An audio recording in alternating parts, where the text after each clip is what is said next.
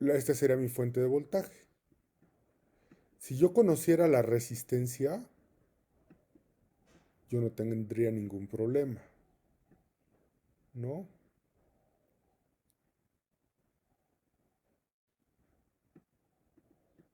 Voy a poner aquí nomás la... Bueno, no lo cierro. Ay,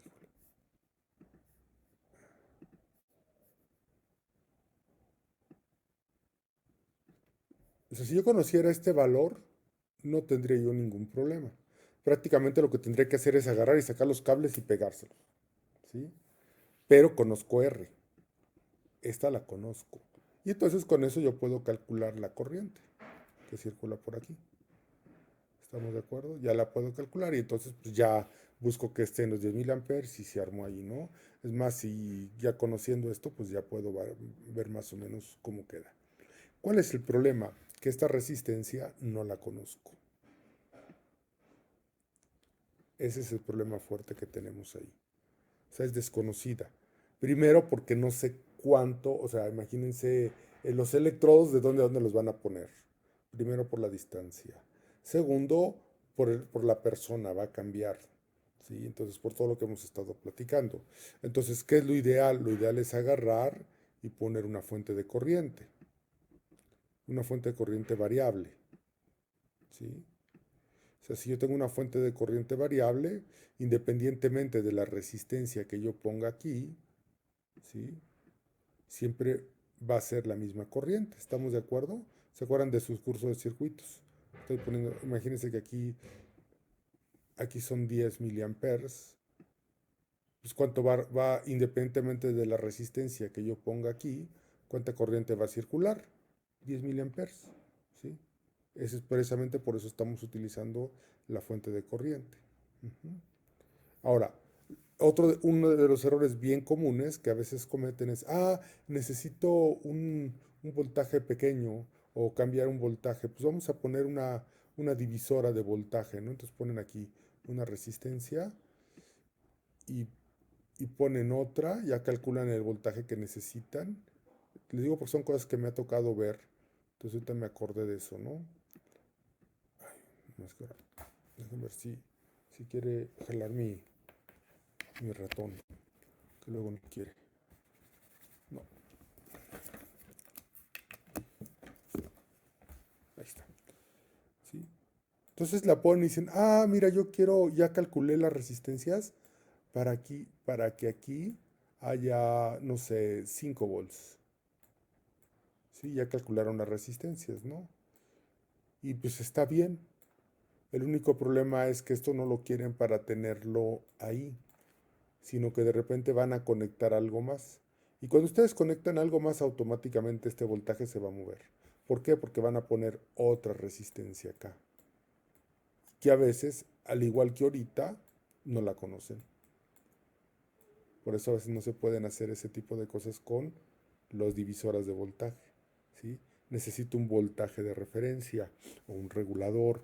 Bueno, para este caso. Esto no tiene nada que ver ahorita con la práctica. Pero este sí. ¿Sí? Este sí también. Por ejemplo, los LEDs. El LED normalmente funciona con corriente. ¿Sí? Sí, sí han trabajado los LED ya, me imagino, ¿no? El foquito. Ese normalmente funciona con corriente, no con voltaje. ¿Sí? La luz es proporcional a la corriente.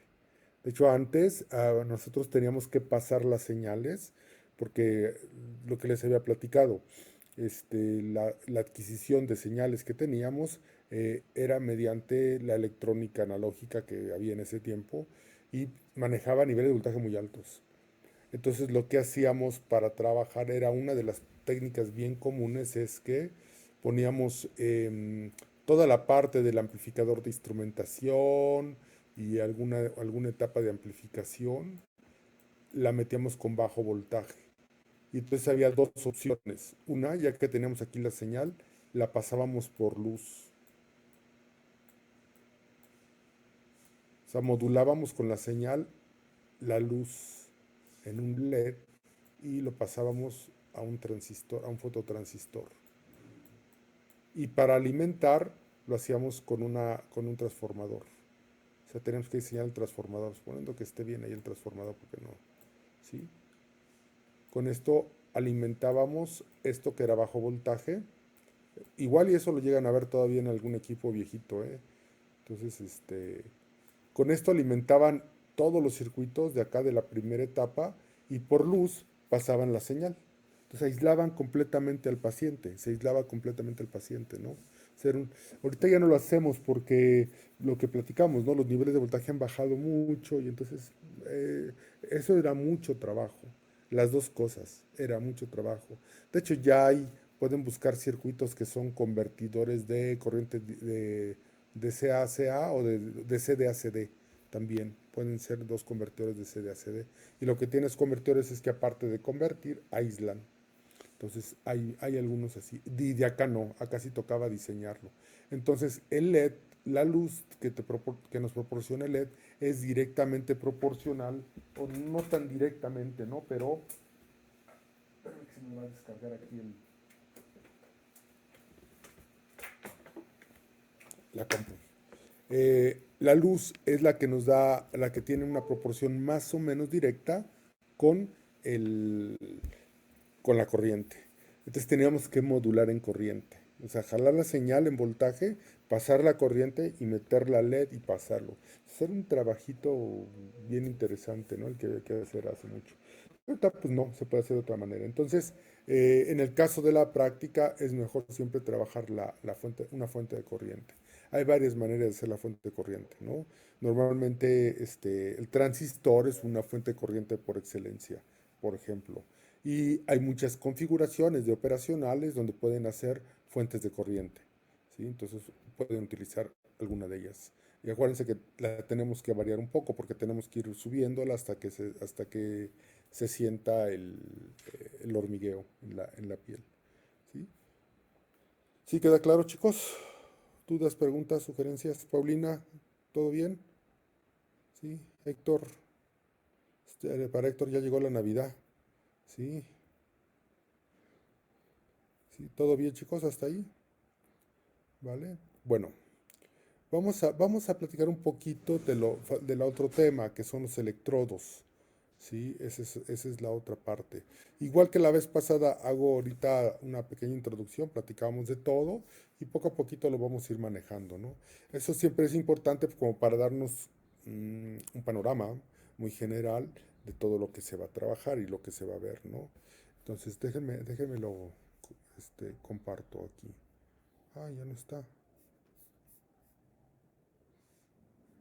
Permítanme.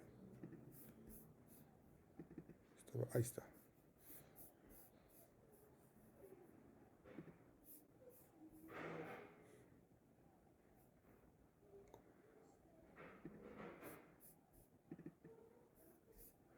Ok. Bueno, vamos a hablar un poquito de la parte de los electrodos ahora. ¿Cómo vamos a obtener nosotros las mediciones de nuestras señales? Bueno, ahora lo que hacemos hasta ahora es pues comprar un electrodo desechable. Normalmente ese electrodo desechable son los que utilizamos para electrocardiografía casi siempre, ¿no? Son los más utilizados para ese tipo de trabajo. Entonces, está bien ahorita, pero hay diferentes tipos de electrodos que hay que manejar. Cuando nosotros ponemos los electrodos, se generan ahí varias cosas. Aquí hay un pequeño modelo. Miren, este es el amplificador, está nuestro electrodo y aquí tenemos algún modelo. Hay un modelo tanto del electrodo, donde aquí está R3 que nos representa la resistencia de la piel, ¿no? La principal que tenemos. Tenemos un capacitor, tenemos resistencias internas y tenemos un pequeño potencial. ¿Sí? Esto a veces, ahorita más adelante lo checamos, se los voy a encargar para que lo trabajen el fin de semana, que vean bien que es el famoso potencial de media celda, ¿no? Que es uno de los potenciales que va a aparecer cuando ponemos nosotros el electrodo. Ojo, chicos, o sea, lo que es importante y ahorita también, así como nos tocó trabajar la parte electrónica, un poquito la parte de seguridad, es importante tener en cuenta que el ser humano no es un generador de señales como el de laboratorio, ¿no? Porque a veces lo toman así. No va, le vamos a conectar. No, de hecho, funciona totalmente distinto. Nosotros ponemos un electrodo, hay un intercambio ahí de iones, o sea, hay una reacción la que se presenta, no es el plug donde la señal nos está esperando para ser conectada, ¿no? Entonces, en ese momento que se pone en el electrodo, suceden muchas cosas. Entonces, aquí hay uno ¿cómo se llama? De los modelos más comunes que se utilizan. Imagínense, aquí tengo dos potenciales. Por eso también utilizamos la manera de la toma de la señal de manera diferencial.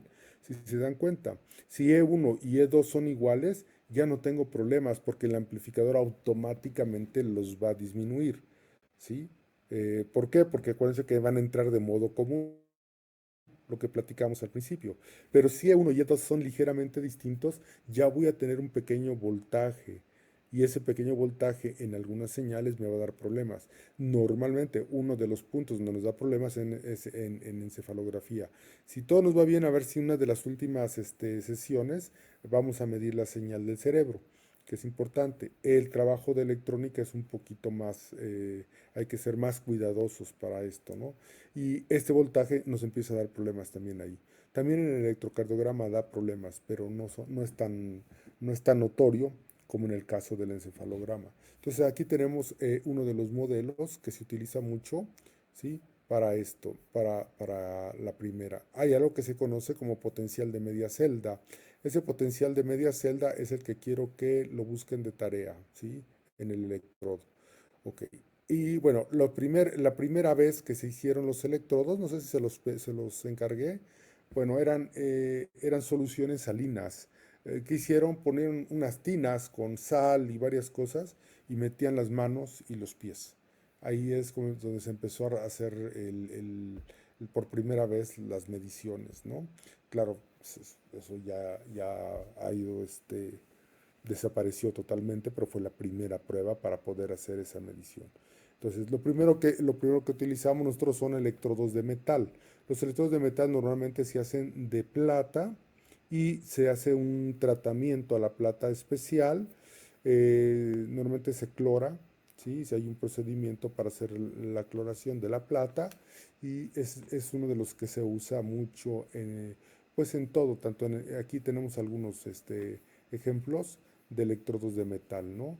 El problema principal que tenemos con los electrodos de metal es que son rígidos, ¿sí? Por ejemplo, si se dan cuenta, el de la A, pues ya tiene una característica especial y son muy susceptibles a los artefactos de movimiento. Ya habíamos platicado un poquito de los artefactos de movimiento, creo que nomás con algún equipo, porque lo que estábamos midiendo en este equipo era más artefacto de movimiento que la señal. El artefacto de movimiento es cuando alguien se mueve, ¿sí? Y entonces pues, se alcanza a detectar ahí eso, o cuando alguien respira, ¿sí? O cuando alguien tose. Eso me va a crear artefactos de movimiento y se van a registrar, ¿sí? En el caso de este tipo de electrodos son muy susceptibles por la geometría a los artefactos de movimiento. Esa es la desventaja que tienen, ¿sí? Pero pues, si están bien tratados y todo, puedo tener una señal bastante buena, ¿no? Los otros electrodos que vamos a manejar, que también se utilizan en esto, son los electrodos de succión. También son metálicos, pero tienen una pequeña bombita que hace un vacío y los fija, ¿sí? Los otros pues, normalmente los fijan con una cinta o con algo, pero estos se fijan con presión. Usualmente lo más común de uso de este tipo de electrodos es cuando hacemos las mediciones del electrocardiograma, las mediciones precordiales, o sea, las que van toda esta parte de aquí. Entonces las van colocando, ¿sí? Tiene sus desventajas. La primera es la superficie de contacto, es muy reducida. La segunda es molesto para el paciente, ¿sí? Hay gente que tiene, o sea, tú dices, no, pues eso no pasa nada, ¿no? Pero hay gente que es muy sensible de su piel, o no lo va a aguantar, o se queda marcado, o bueno, pasan muchas cosas. Esa es la desventaja muy fuerte. Y la ventaja más fácil es que es muy fácil de colocar, ¿no? Este es uno de los electrodos que van a encontrar todavía. Tenemos otros que son los electrodos flotantes, ¿sí? ¿Qué hace el electrodo flotante? Fíjense, voy a tener aquí un poquito una pasta, la pasta electrolítica que normalmente usamos, y tenemos aquí arriba, si ven el cuadrito, el disco de metal. O sea, el disco de metal ya no está en contacto con la piel. Lo que está es esta pasta. Entonces funciona como un pequeño amortiguador, ¿sí? Cuando se mueve algo, pues se queda ahí eh, absorbe ese movimiento la pasta, básicamente. Estos son los electrodos flotantes.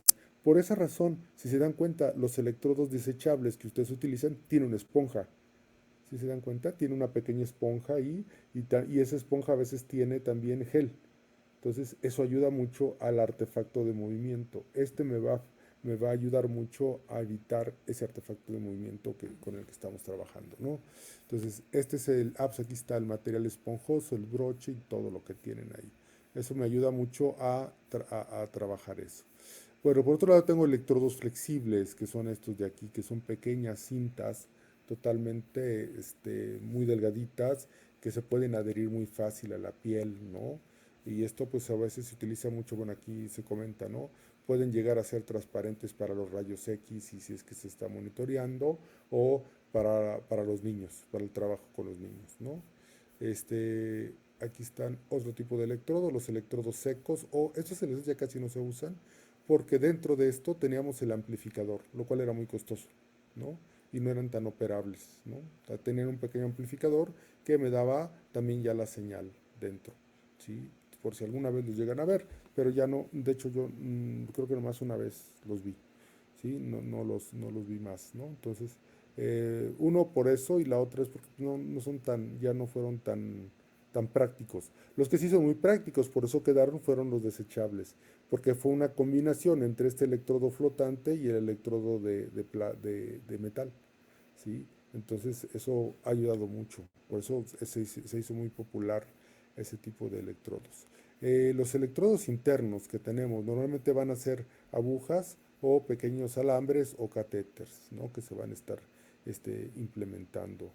A veces son pequeñitas agujas. Una vez tocó hacer el monitoreo de un encefalograma en un niño que estaban haciendo. Entonces, pues imagínense, no podemos meter nada por los medios acuosos y todo lo que está sucediendo. Entonces fueron tres piquetitos, ¿no? Así muy leves, los que se pusieron para tomar la medición, ¿sí? En un electrodo interno.